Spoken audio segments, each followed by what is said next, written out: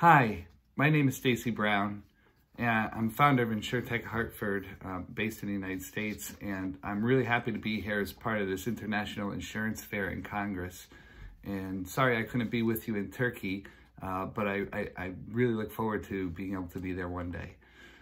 But to start with today, I was going to talk about emerging trends in Insurtech within North America, and I guess I'll do that kind of in two parts. For the first part, I'll talk a bit about technology itself and really focused on the applied side.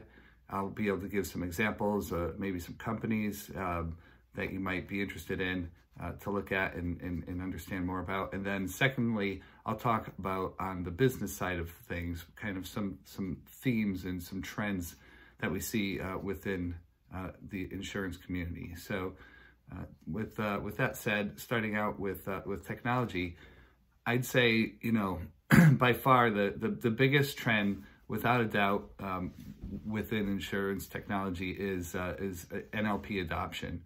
It's it's moving beyond just machine learning, right? It's getting into real intelligent voice services, right? And Google research recently revealed that over 55% of American teenagers use speech on a daily basis.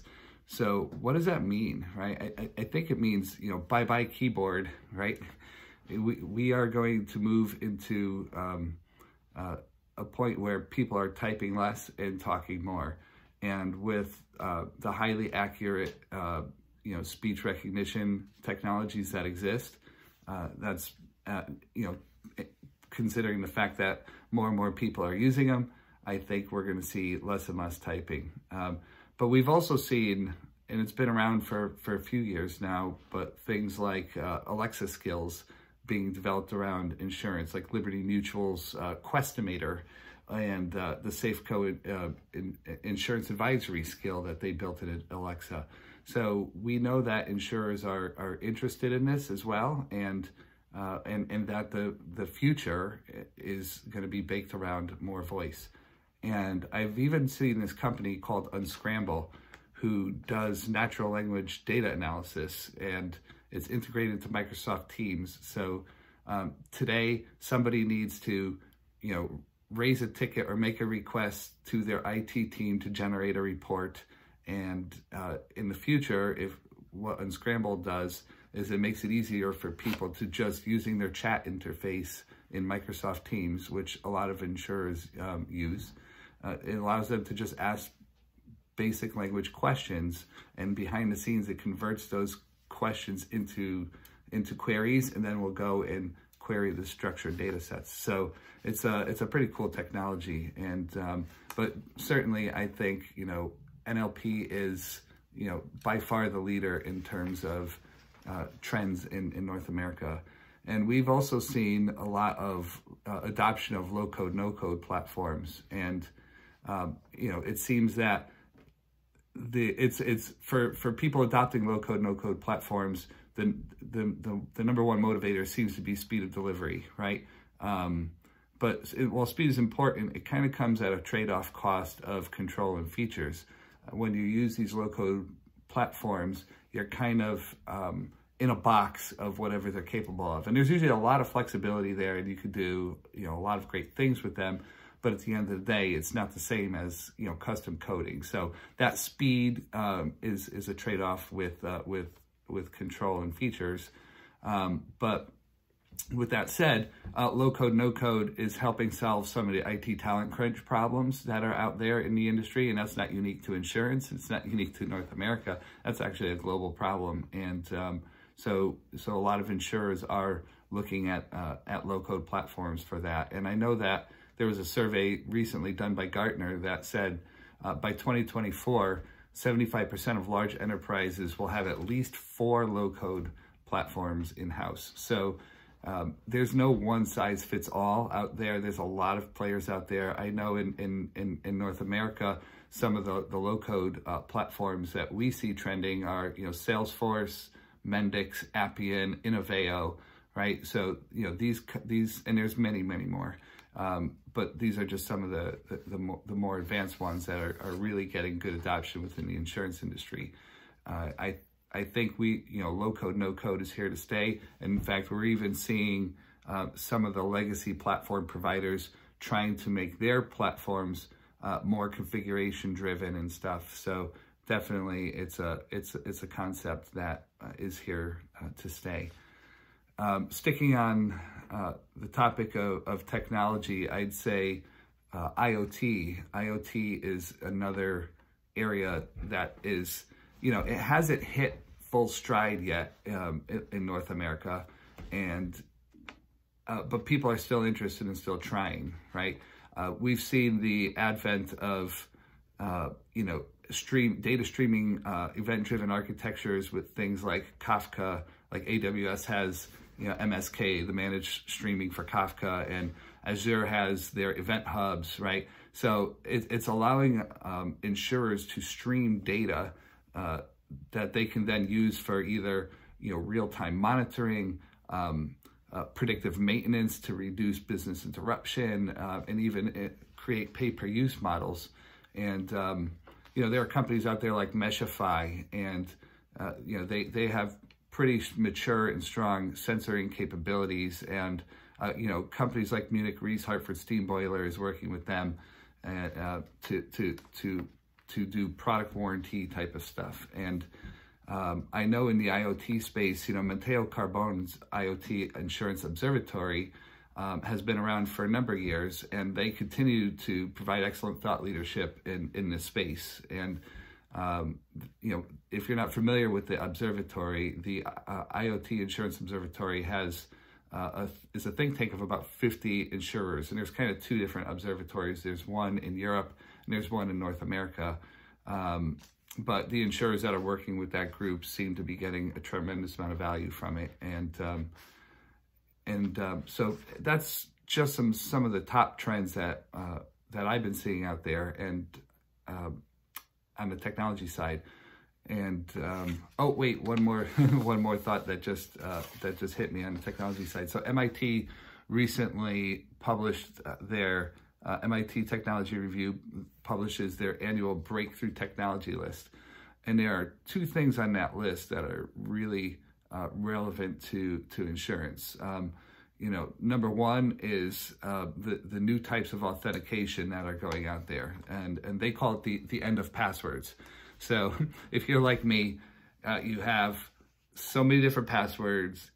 On a daily basis, you're having to do a password reset probably at least somewhere, because there's so many passwords with so many different requirements. But you know what? A lot of people are realizing, hey, we don't need to even require passwords anymore. It could be, let's send you a link in your email. It could be, let's do push notifications to an app.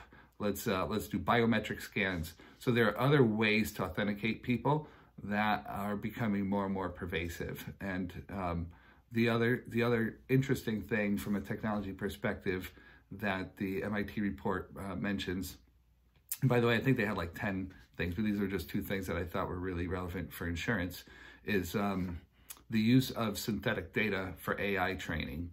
So, back to what I opened up with and saying that NLP, which is a form of AI, continues to be one of the hottest trends in technology for the insurance industry.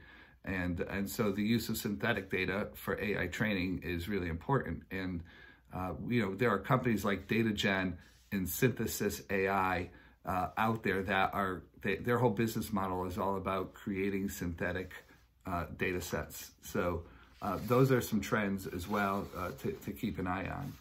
But moving now into some of the business trends that we're seeing out there, I'd say, probably one of the top ones is embedded insurance. So it's definitely growing in popularity. We know, we can see Cover Genius as a good industry leader, an indicator of where things are going. Cover Genius has managed to create partnerships with many major companies like Salesforce and QuickBooks and Shopify, Amazon, eBay, and many more, right? So I think there's tons of opportunity for embedded insurance out there, and we're seeing more and more people interested in it. And on the distribution side, agents and brokers are starting to figure out this digital brokerage concept. and they're up in the productivity of the agency base. So, you know, companies like Sure and Rycor have business models that can scale, you know, well beyond what the traditional agency market was capable of. And I read one statistics from Lightyear Capital that they say that it's expected that embedded insurance is expected to grow from the $5 billion premium base that it had in 2020 to $70 billion by 2025. So there's still a lot of upside in embedded insurance. And so similarly to how Matteo and Carbone started the IoT Insurance Observatory and is doing great thought leadership and think tank work over there, Yuri Poletto has recently formed the Open and Embedded Insurance Observatory. So Yuri is a founding partner of the Italian Insurtech Association, and right now he's putting together this observatory, and they're focusing mainly on embedded insurance initially.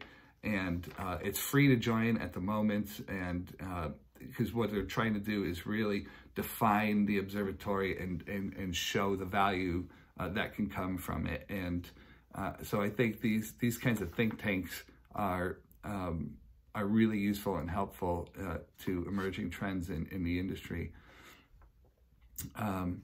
Another business trend is business ecosystems. So we see business ecosystems as a way to add value to partners and customers. And so, you know, one good example that I've seen of that is the AXA XL North America construction implementation of their construction ecosystem. So in that ecosystem, they realize that, hey, we've got an audience of some of the industry's leading insurance companies. And so as a means to create stickiness with the companies, they've gone out and started to, you know, look at insurance technology solutions, construction technology solutions, and started to vet them and create this ecosystem of construction technologies that they can then vet and negotiate and things like that on behalf of their customers, and the customers are just eating it up, and they're taking it a step more. It's not just a database full of technologies, right? It's actually the engagement involved with it all, and so I think there are many people looking at the ecosystem approach for increased value to their partners and their insureds, and so that's definitely a big trend we're seeing. And then the last thing I'll note on the trends perspective is the explosion of data and the hunger for data. So there's a lot of data out there. I think, you know, insurers are still trying to sift through it all to figure out, what does it mean? What does it tell us? How does it help us? And so that trend continues. I know in property insurance, you know, there are companies like Betterview who are out there, you know, using data to help underwriters get insights and visibility into properties in ways that traditional underwriting didn't always allow. Maybe, you know, best case scenario, they might have been able to send a risk engineer on site to do a survey, right? But so much can be done through publicly available data, satellite flyover data, and drone flyover data. So, you know, that's just looking at property data as one example as to the many different sources of data that are out there and that insurers are hungry for. I know in health and life, there's also a lot of data focus as well. So these are some of the trends that I'm seeing in insurance technology in North America. So I feel free to reach out to me directly, either through LinkedIn, or you can always find out what's going on with Insurtech Hartford through insurtechhartford.com. And if you have the opportunity to come to the U.S. at the end of April, we're having a wonderful symposium, and we'd love to have you. So reach out to me if you have any questions or if you think there's anything I can do to help. But for now, I hope you enjoy the rest of the conference, and it was a pleasure to be able to be here with you. Thank you.